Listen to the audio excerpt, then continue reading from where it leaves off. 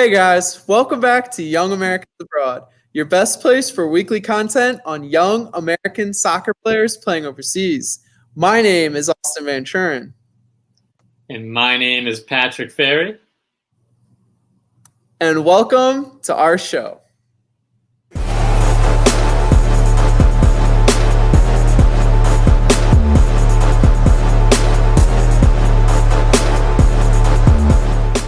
So guys, we're back this week and we finally have our streaming figured out. We're using this great new website called StreamYard to help us stream on YouTube. And we found out about the website over from our good friends at Bros Talking with Soccer.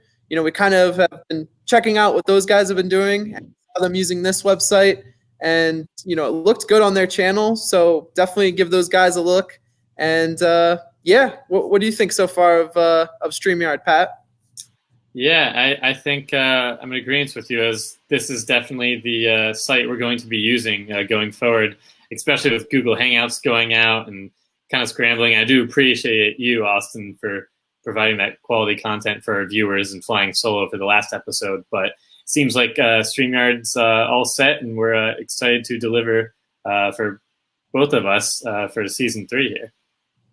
That's right. And season 3 has kind of gotten off to a good start, for all of our Yas playing overseas. And, today we want to talk about a player who kind of had a regressive performance since his midweek performance in the Super Cup.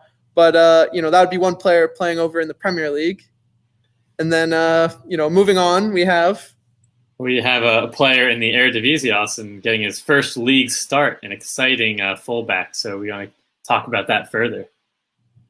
And we want to finish up with a player who got Team of the Week in the championship and is starting off his loan spell very strong. So, all that and more in today's episode. All right, guys, we're going to start off the season strong in the Premier League, where Christian Pulisic started and played 71 minutes in an unfortunate 1-1 draw to Leicester City. So just to kind of highlight Christian's performance, which he came off of a strong appearances during the Super Cup midweek. Early on, he looked lively during this game against Leicester and had some, brilliant moments where he was bursting forward with his speed and agility, which we've all come to know and love as fans. And I think there was an early moment in the game where Olivier Giroud had a nice shot and Schmeichel kind of bobbled it, and Pulisic almost followed up and put it past Schmeichel. But again, that's a world-class keeper. He was a little too quick and got there before he could get a nice clean shot off. And then I think immediately after that, or shortly after, just in the first few minutes, there was a corner and Pulisic had a near post header that glanced right across the center of the goal. So if I don't know if that was directed on goal, it looked like more just trying to get it back into the box and into one of the strikers who could have been there to finish it, but just kind of unlucky. All in all, Chelsea did start off pretty strong in the first half, Austin, I thought. Yeah, Chelsea came out, similar to the way they came out in that first game against Man United. They did well getting forward, attacking, combining play. Like you said, they had some chances right within like the first 10 minutes of the game.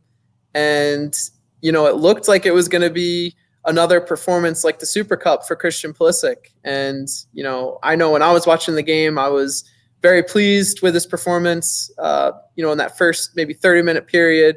And, from the beginning, it looked good. And then, later on in the game, it kind of changed.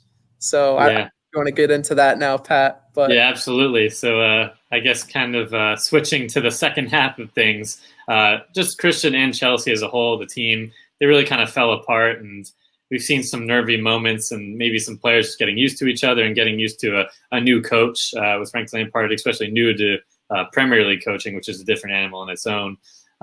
So again, for Christian, you can see some of the moments where the Premier League players, as we're watching some of the highlights in the game, were really stuck on him and making sure they were, sticking on him essentially like glue and wouldn't give him enough time to turn or move freely, as we've come to know, where he can take a few touches and dribble.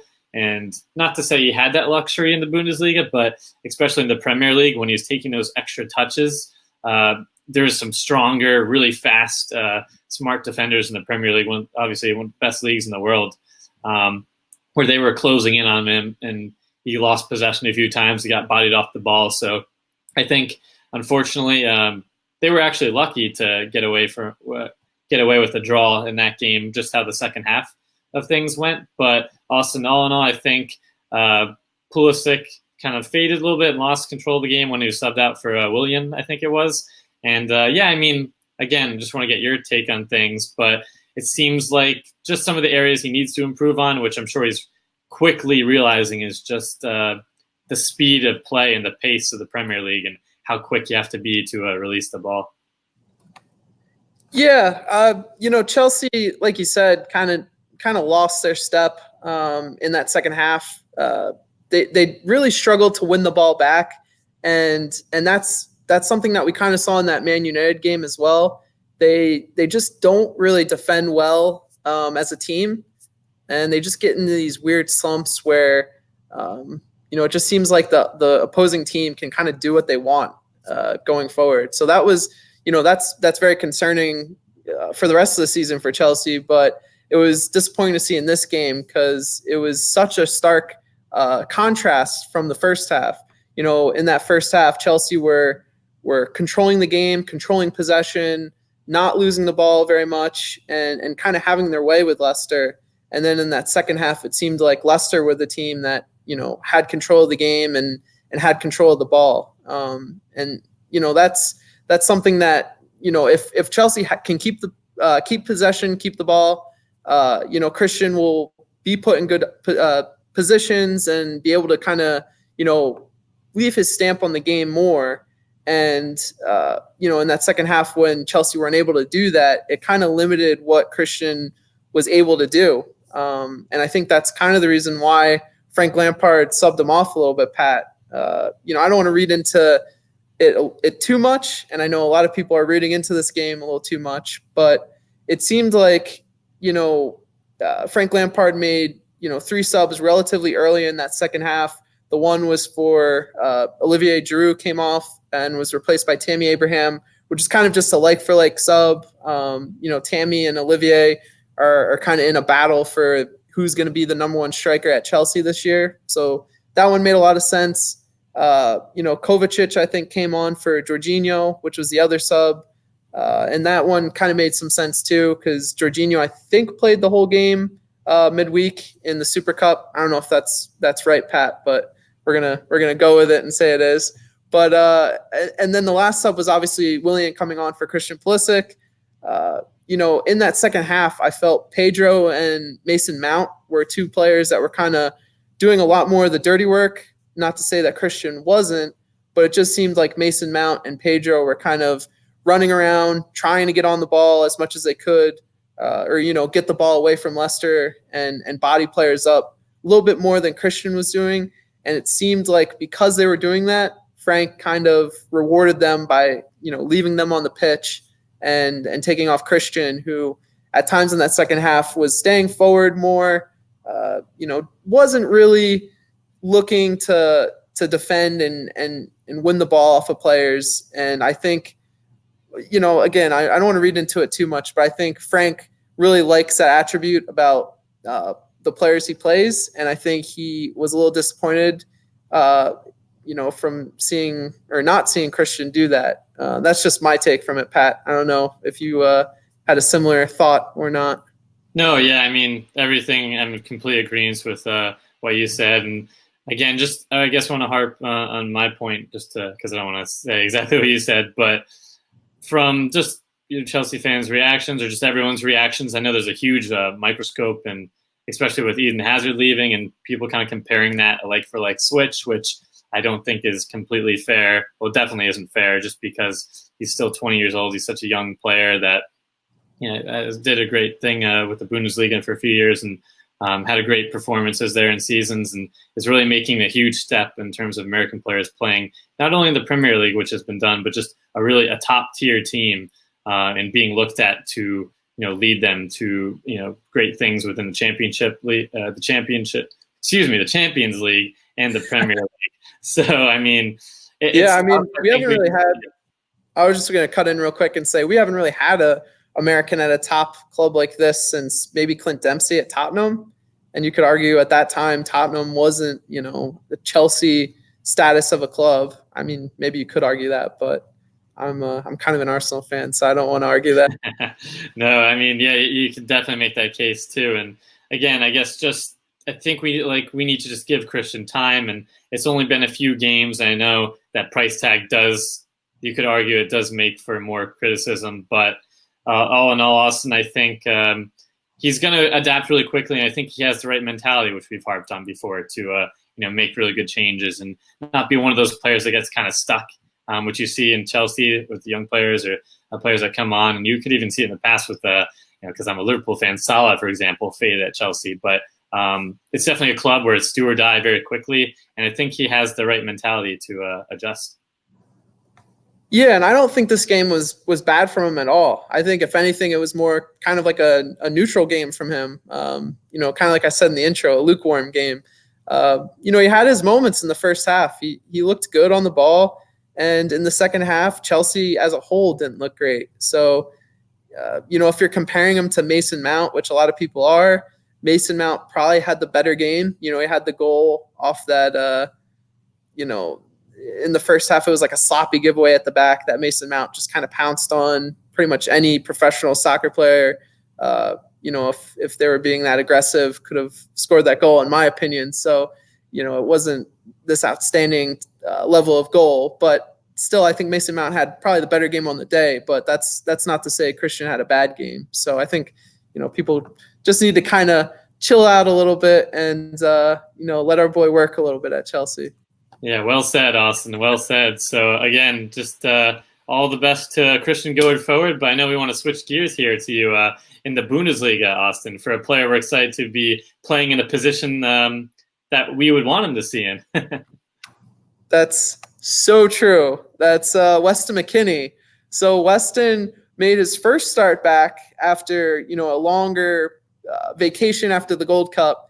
He played a few minutes in that DFB Pokal win last weekend for Schalke, but was on the pitch right from the start for them this week. So that was really good to see. And he was playing, like Pat alluded to, his center mid position. So he wasn't a right back. He wasn't a cam. He wasn't a striker. He was a center mid. And, that was good to see, fun to see. And, he played pretty well in this game. Schalke walked away with a 0-0 draw. So, he did get the clean sheet. And, on the day, Schalke had their moments to score. They also had some nervy moments at the back, too. None of which that Weston, I think, were really at fault for. The few moments where Schalke got caught out were more just mistakes from one of their center backs and also their goalkeeper. So, I think Weston looked really good in that midfield position. He kind of played more as a 6 than an 8. Schalke were kind of composed of 2 6s and sort of a double pivot. I don't know if they exactly played that type of style, but Weston was definitely, one of those defensive-minded midfielders tasked with shutting down Gladbach. And, he wasn't tasked with getting forward as much, and I think that's a good thing. So, in this game, he had a pretty good all-around game. Won some tackles, picked his moments to get forward. He still did get forward at times, but all in all, a good first Bundesliga start for him this season. Right, Austin. I know it's a little early too, but just in terms of Weston and Schalke, I know going in some of our past episodes, we were expressing a little bit of concern of how they're going to perform or end up in the table. I know obviously Weston is eyeing, get back to the Champions League and get in that spot. But in terms of just all the changes going on with Schalke, and I know it's such a small sample size and just one game early on, I think they have Bayern coming up. But I just kind of want to get your take maybe on how Weston the team's looking. Yeah, so I'm not very high on Schalke this year, Pat. I'm gonna be completely honest. I didn't really like their moves this summer. I know some people did like their moves that they made. They got Ozan Kabak, pretty good young center back from Stuttgart. I think that was their best move. They also got Jonjo Kenny from Everton, who's a player I don't really rate too much. Did play right back in this game and looked pretty capable. but just from what I've seen in the Premier League and some of the games that he's played, he doesn't look like the best prospect to me. They also got Benito Raman, who was a player at Dusseldorf last year, who had flashes of brilliance, I guess you could say. Looked good at times, but there was other times where he kind of faded. And, they lost Breel Bolo this summer. So just their moves in the transfer market give me a little bit of skepticism. I think, with David Wagner coming in, that's a good hire for them. I think he's a lot better than, the coaching situation that they were stuck with last year. Obviously, Domenico Tedesco was looked at as a good coach, but definitely kind of lost the team, throughout the season or just kind of lost his way. So I think with that resolute coaching change, that'll help them out. But with that being said, I think they're going to still struggle to score goals. That's the one thing, Pat, that, Schalke struggled with last year, and they didn't really upgrade, that front line. Benito Raman's more of a left mid, left winger. And like I said, they got rid of Breel Bolo, who was one of their more dangerous players when healthy. So I don't know, Pat. I predicted on my Bunda Americans account on Twitter that I think they're going to finish in, 11th or 12th? Oh, interesting. Okay. So I might be a little over pessimistic. They got a good point in this game. I think Gladbach's going to be a very good team this year. So the fact that they were able to get a draw and kind of stifle Gladbach on the day, they have Alessandro Plea, who's probably the third best striker in the Bundesliga. And they left him, he didn't really have any chances in this game that I can remember. So, definitely a good first start for them, and hopefully they can prove me wrong. Yeah, Austin. I mean, don't have too much else to say, but I would hope Weston and the team can do great things in the Bundesliga. And again, I think I'm in agreement with you. I don't think we're going to see them in the Champions League, unfortunately, unless, Weston performs amazingly. But it would be great to see them. I think maybe in my more wishful or optimistic thinking, to break into the top 8, 8th or 7th, I think would be a really successful season. Yeah, and I think they can do that. They just kind of need some things to fall their way, or they need some players to kind of step up and rise to the challenges that they'll be in the season. Like I said, I don't think their striking options are particularly good. I think, Weston is going to be their best player on the season. If David can kind of get the best out of him and use him, to the best of his abilities in his system. And, if they can have a strong midfield, build some other players around Weston, kind of take care of things at the back. David Wagner's a lot more of a defensive-minded coach. So, if he can get their defense right and, not have them leak goals like they did all last season. I know that was a big problem. We documented, Pat. They just could not stop teams from scoring, and they couldn't score themselves. So, if they can stop teams from scoring and give themselves a chance, then, I think a Europa League position is not out of their reach. Yeah, I would hope so, Austin. That's the goal right there. That's true. So now let's switch over to the Netherlands and talk about a player who made his first start. And Pat, who would that be? And Austin, very excited. Sergino Dest with the first league start, like you mentioned, the Eredivisie, and a 4-1 win against Haji Wright's VVV Venlo, which I got right. Just VVV. So just to kind of highlight Dest's performances, he looked really energetic and dynamic going forward. I think there was a few moments in the game around the 30th minute where I forget who played it on Ajax, but a beautiful lofted ball, and Dest already made this darting diagonal run inside towards the center of the 18 for the opposition, and had this nice deft touch where he took it down, but the goalie kind of came out very quickly and read it well. And as soon as Dest was about to strike it with his right foot or pass it into the goalie was already there, unfortunately. But regardless, he was dynamic, and going forward, you could just see how well he was able to read the game, and he'd already be making these runs. There's a few moments where the Ajax midfielders were passing between themselves for a give and go, and Dest wasn't even involved yet, and he already knew where to be almost a few moves ahead. So it was nice to see him really advance and understand his role. And there's a few moments, Austin, in the back where he had some some nervy moments, but that's again usual for a young player. And also had some really good slide tackles and defensive deflections or interceptions and things like that. So all in all, I think there was a great first league start for Sergino. Yeah, that's That's really encouraging. I know there was some videos that went around that kind of went viral, I guess, of some passing sequences of Ajax in this game. And basically people were just saying that, Ajax is still that really exciting, fun to watch team like they were last year. And I'm pretty sure Sergino was involved, in a few of those passing sequences. So, just being a part of that type of team, a team that's got a lot of eyes on it, and also a team that plays really fast, exciting, fun football. That's all we can ask for where we want to see our, young Americans progressing in those situations. That's kind of the places we want to see them come up in. So really exciting for Sergino, Pat. Yeah, couldn't agree more, Austin, especially, like you said, a team that has a lot of eyes on them for that exciting Champions League run. And I think tomorrow, since we're filming on a Monday, Tuesday, they have the Champions League game against that Cyprus team, which I know the name of it. I forget right now. It's like, what was it, Applewell? Yeah, something like that. Yeah, they're a team that's been in the Champions League more often than not, surprisingly.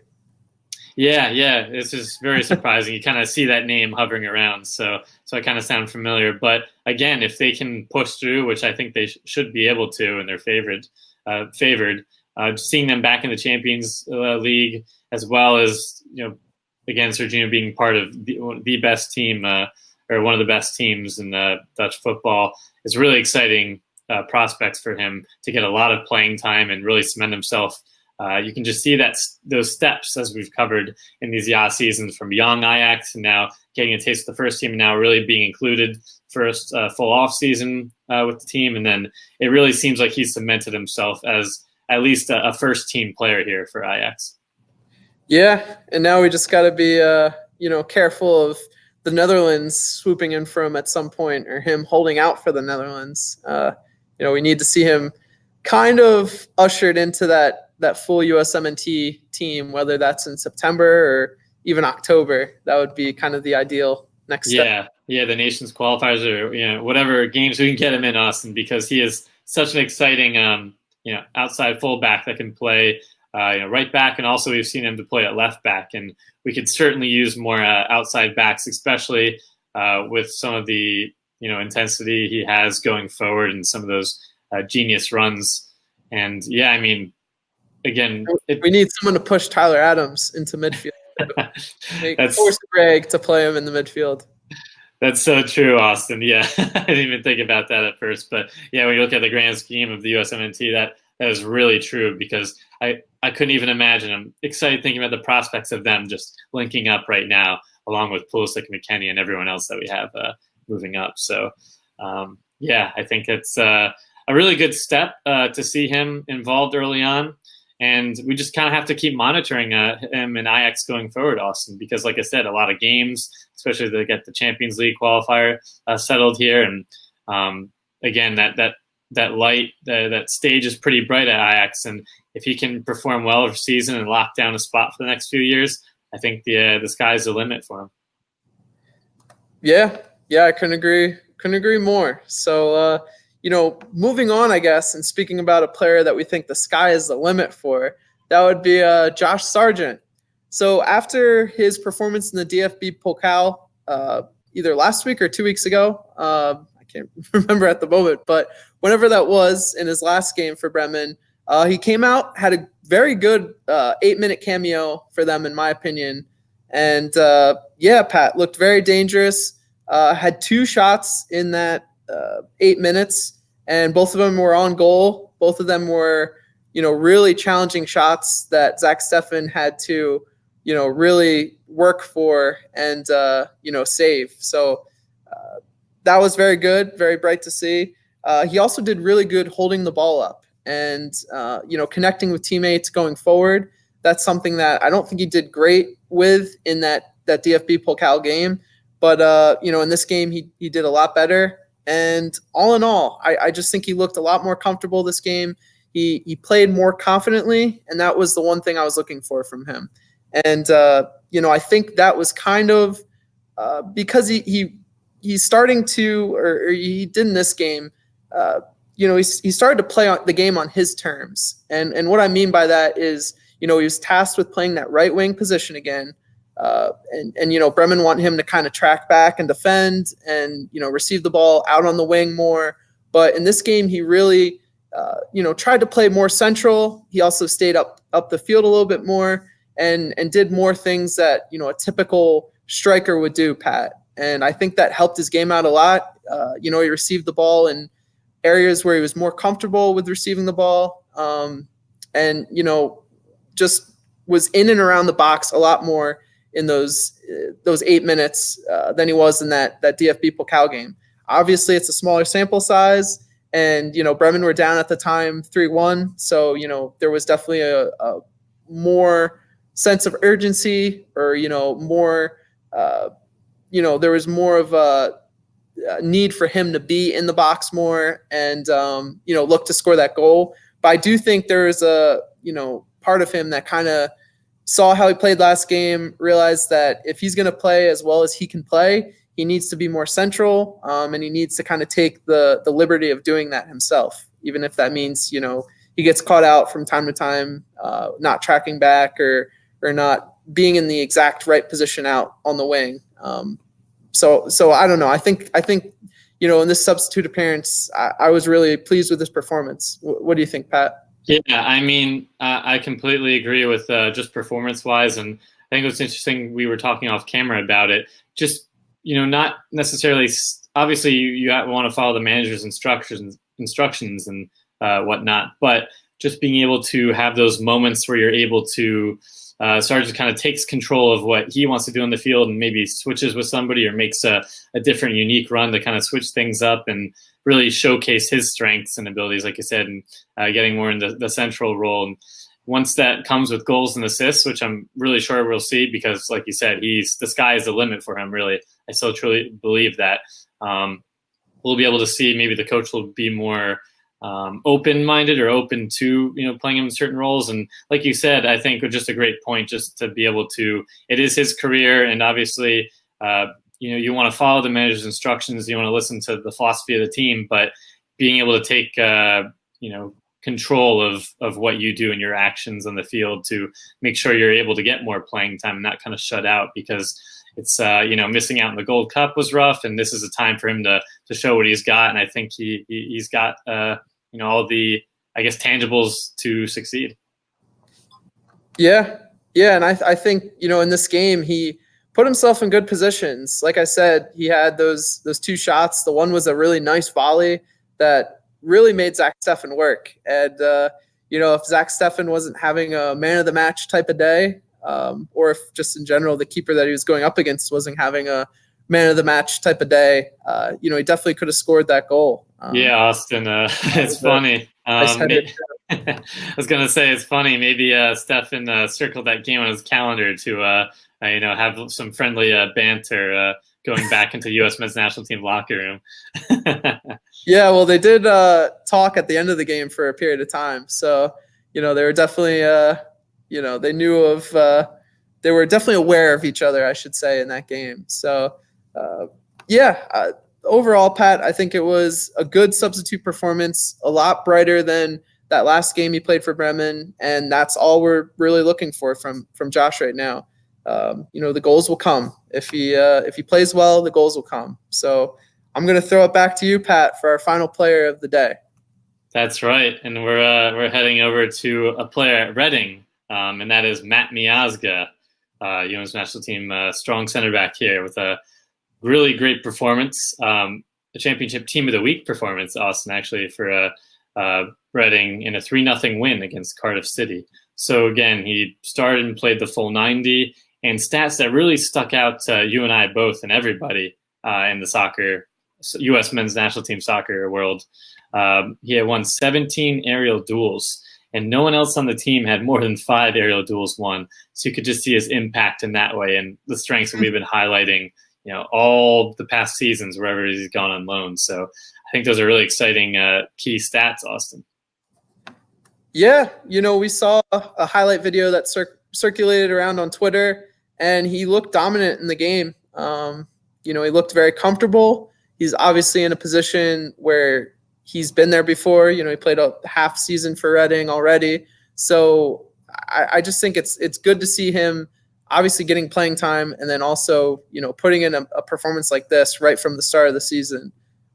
He's got to be, in my opinion, I think a successful season for Matt Miazga means he's one of the best center backs in the championship this year, and he's a key player for Reading. So this performance kind of ticked all those boxes, and let's hope he can, build off of it for the next part of the season.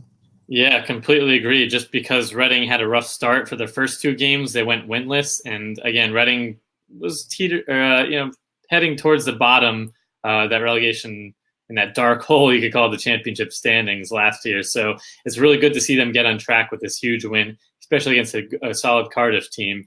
And Miazga, one of the focal points in the back for that, was really crucial. And just to kind of highlight, I guess, the formation with they switched up was a 3-1-4-2, as Miazga was still part of that, the 3 back there, but more shifted on the left side and came in centrally, as well as the midfielders and wingers kind of dropping back. And I think he had alongside him Moore and Morrison were the other partners. So seems like he's been playing with Moore a lot, especially last year on loan. So getting kind of comfortable with the system, like you mentioned, and having this year to really perform well, because having this championship team of the week just for this week, I don't think should just be a one-time thing. We should see this at least once or twice a month. Not to set those lofty expectations so high, but to really see him get to his full potential, I think this year has got to be a championship team of the week player here and out. Yeah, and those might be some lofty expectations, but that's because I think we've seen that from Matt. Last year, he really came into Reading and played well, was one of their best players in the second half of the season. So why not build on that and become one of their best players for the whole season? And if he can help propel them to maybe promotion or that battle for promotion, that's great. But selfishly, I kind of just want him to really put on in the championship, no matter what that means for Reading. And I think to gauge that, I think he's got to be looking to make team of the week, like you said, maybe once or twice a month. Yeah. This is what it is. Yeah, I think, all said. And again, some other stats, which I didn't mention, he had 80% passing accuracy throughout the game. And his long balls, I think it was like 5 of 7 or 6 of 8, something like that. And so, again, like you said, Austin, if he has that consistency and just being able to improve on those areas, because in terms of the national team perspective, having someone calm and composed, being able to play out of the back is crucial for the system. And I think Miazga, again, we've seen some glimpses and flashes of brilliance for the senior team, and don't want to harp on it too much, but if he really builds off this performance and this season going forward, maybe we'll see him at a higher tier. Yeah, very well said. So that's all for this main part of our episode today. Now let's head over to Quick Kicks.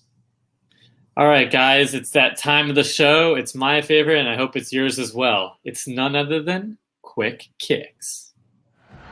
So you could test Dwayne Miller. It's Altidore over the wall, and that one is in! Josie Altidore from a long way out. The opening goal for the United States. So to start Quick Kicks today, we're going to talk about Uly Llanez, who scored 2 goals yet again for Wolfsburg's U19s this week in their 4-2 win over Bremen's U19s. So congrats, Uly, and keep killing it over in Germany. That's awesome news, Austin. Head over to Turkey for Tyler Boyd. He started and played the full 90, but unfortunately Besiktas fell 3-0 to Sivasspor.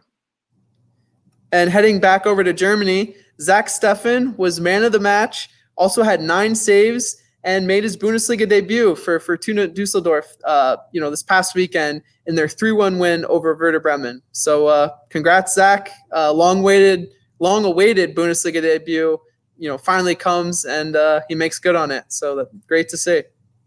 And heading over to Sweden, Austin, we have Romain Gall, who got a surprise start and played the full 90 and actually had a goal in a 5-0 win for Malmo against Falkenberg. And going back to Germany, Julian Green he scored a goal and was also man of the match for Greuther Fürth in their 1-0 win over Jan Regensburg. And after that, he was actually named in the team of the week for the 2 Bundesliga. So, great start to the season for Julian, finally producing more, which is one of the things we wanted from him. And, Pat, one more thing is currently he is the 4th highest rated player. I think it's by Who Scored on their website in the 2 Bundesliga. So, definitely a strong start to the season for Julian. That's awesome news, Austin, for Julian Green. And now heading over to the Eredivisie, Haji Wright actually subbed on in the 71st minute for VV Venlo, in a tough loss. Something like that. And a tough loss to Sergino Dest Ajax 4-1. Love that name. And Matthew Hoppe scored a goal in Schalke's U19's 2-1 win over Arminia Bielefeld's U19s this past weekend. So, I think that was Matt's first actual goal for Schalke's U19s in a full game for them. So congrats to him. That was a solid pronunciation, Austin. So hopefully I can do better now. But heading over to Spain, Jack Imperato actually had a goal and an assist for Villarreal, Juvenil A's team, against Levante in their final preseason match. So congrats to Jack. And going over to England, we want to let you guys know that Charlie Kelman scored both goals in Southend United's big 2-1 EFL Cup win. That was midweek. And then over the weekend, he started the game, played only the first half, but Southend United lost to Lincoln City 4-0. So, good midweek performance, not the best team performance at the weekend. But, yeah. Awesome. And we're going over to Hobro, which is almost an American team completely. Just kidding. But with Christian Cappis, actually started and played the full 90 and played pretty well. And also Emmanuel Sabbi started and played 87 minutes in a 1-1 draw against Michelin. And finishing up and going back to Germany, we want to talk about Chris Richards, who started and played 90 minutes at right back for Bayern 2 in their 3-1 win over Hallescher FC in the 3 Liga. So, good for Chris. Made his 3 Liga debut and at right back nonetheless. So something to keep an eye on. And finally, we want to finish our episode today with our young Ya. And today that would be Leonardo Sepulveda, who is an 18-year-old defender who formerly was of the LA Galaxy Academy. He'll now be heading over to Spain and playing for Salamanca CF, and that would be over in the 3 Liga. So, the 3 Liga in Spain. So whatever that's called. So good luck to him. And we'll definitely keep our eye out for him. And as always, guys, thanks for watching. Make sure you like this video and subscribe to our channel down below. And as always, guys, you want to be sure to check out our social media pages, our Instagram and Twitter, always providing that great content for you guys. That's right. And let us know how you like this new streaming site that we're using. We're still working out the kinks, trying to, make sure we're getting it right for you guys and working on all the little nuances of it. So, let us know in the comments below. And, Pat, I think that's it from us. Yeah, I think that's about it. I mean, there's been some exciting topics with Pulisic at Chelsea and Dest, and among others, players really getting their debuts and graduating from the second teams and the academies, and even more players moving over to Europe. So this is a great movement that we've been at the forefront for, and are excited to see it move forward, Austin. I think that will ultimately yield one thing at the end. That's right. And that one thing will be, we will win the World Cup.